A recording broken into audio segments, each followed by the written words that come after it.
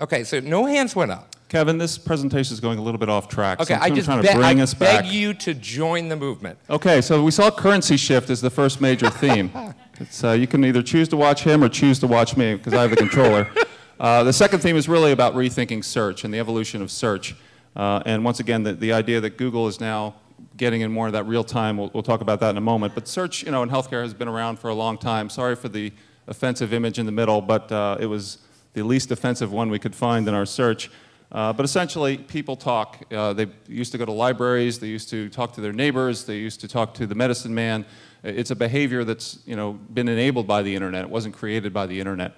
So as we see, we've kind of evolved to the point where searching for health information is just it's part of our human nature in terms of we feel bad, we want to fix that, so we go to somebody who might be able to help us.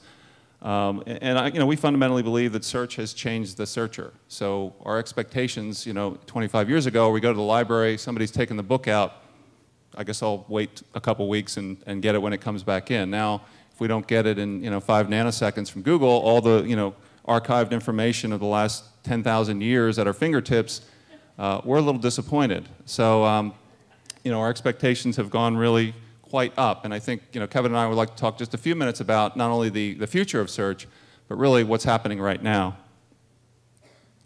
This is a really big deal.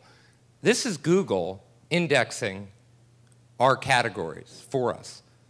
And so if we don't appear on this list, which is extremely convenient, in effect this is like going to WebMD and picking a drug. The only thing missing from this is crowdsourcing, where people get to rate on these drugs. But now it's organized search. If we're not making our content such that this can be easily brought into bear here, then we're muted. We're ceding the conversation to someone else. So most comparisons that happen in pharmaceuticals are based on 2 well-controlled clinical trials. Somebody can type in here cholesterol medicines, and they actually can now compare as if it were 2 well-controlled clinical trials to kind of the common person. I mean, obviously it's a gross simplification, but they can determine their criteria, they can sort the criteria, they can export to Excel, they can slice and dice, and this is a free tool on Google. It's called Google Squared, and once again, this is just another way to look at information. Instead of just serving up thousands and thousands of results, this is a way to start making some sense out of them. And this is still in lab, so when you go to Google, this will not surface initially. But you have noticed that when you go to Google and search for a condition, that Google's page comes up first, right? We kind of have to be there. Yeah, another thing that Lisa spoke about this morning was mobile, and we're seeing a similar trend here. This was actually something Kevin and I saw at Google a few weeks ago, but they've kind of matched up the curves in terms of adoption. So we're seeing a very similar adoption to mobile search. How many here search on their cell phones when they're in a cab, or whether it's restaurant, location, maps? It's just, it's kind of become standard behavior, and I would say many of us use our phones less for talking and more for other things. So once again, a little factoid there. And there it is. This is what I spoke of, right? This is usually the first thing that comes up when somebody's searching for a therapeutic area. So we can do all the chest beating in the world on television, but for the people that are actively searching out our information, this is where they're going to land right now. Or they could land here. So this is just an example of how I've used video to play the Google game. If you Google the word fart, you will find me on the first page. And this is something my family is very impressed with. Yeah, your parents should be very proud. And the point being that if you don't show up, not for fart, but for your medical condition, then you don't exist. And was there a lot of competition for that term? Or? Yeah. Really? Yeah, there was. I had to sweat that one out. You and a bunch of 12-year-old boys? But this is, you see, fart's the common denominator. And that's the beauty of some of the people that have sort of engaged in online videos. They know how to talk to people and they gather crowds. And so we as Pharma need to take advantage of these people's platforms. And the lesson here is, Kevin may appear foolish, but he's quite skilled at optimizing to get his video seen, and that's really, getting your audience is half the battle. Yeah, this is like 10 million people have watched this ridiculously childish video. But so now let's take it to Pharma. What happens when we search your disease, or your medical treatment, or your medicine's name, or your generic's name? If you're not there, and that's why we're highlighting search, then do you exist? And you saw in the beginning that paid search kind of went silent. And for a lot of us, particularly with box warning products, it went very silent, and it's still silent.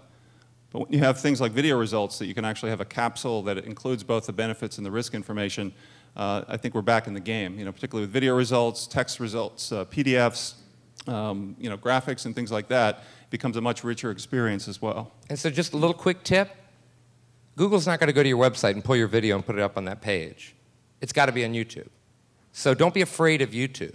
It is a vehicle to get to a lot of different people, and it is a vehicle to get yourself high on Google. So if your MOA, if your testimonials, if your commercials aren't up on YouTube, fix that tomorrow.